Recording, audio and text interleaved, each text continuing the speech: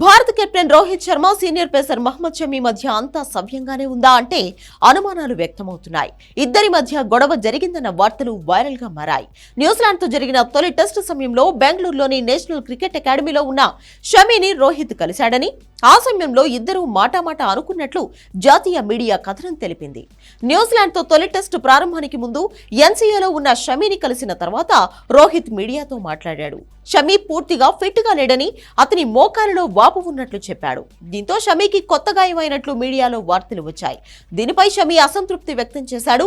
Bengaluru test లో team India ఓడిన తర్వాత మరోసారి షమీని రోహిత్ కలిసిన సందర్భంలో ఇదే విషయంపై ఇద్దరి మధ్య వాగ్వాదం జరిగినట్లు సమాచారం. తన గాయం పరిస్థితి, న్యూజిలాండ్ ఆస్ట్రేలియా సిరీస్ కు అందుబాటులో ఉండడంపై మీడియాకు రోహిత్ ఇచ్చిన సమాచారంపై అసంతృప్తిగా ఉన్న షమీ అతనితో వాగ్వాదానికి దిగాడని ఎన్సీఏ వర్గాలు వెల్లడించినట్లు జాతీయ మీడియా కథనాల ద్వారా తెలుస్తోంది.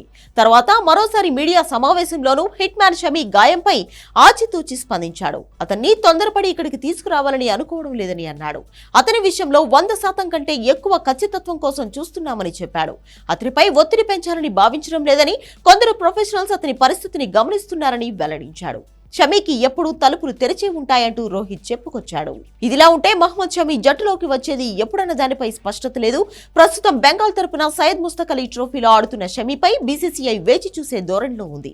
నేషనల్ క్రికెట్ అకాడమీ నుంచి పూర్తి క్లియరెన్స్ లభించిన తర్వాతే షమీకి గ్రీన్ సిగ్నల్ ఇవ్వాలని బీసీసీఐ భావిస్తోంది. దీంతో మూడో టెస్టుకు షమీ దూరమైనట్లే. అయితే మెల్బోర్న్లో డిసెంబర్ 26 నుంచి ప్రారంభమయ్యే బాక్సింగ్ డే టెస్టుకు మాత్రం షమీ తిరిగి వచ్చే అవకాశాలు కనిపిస్తున్నాయి.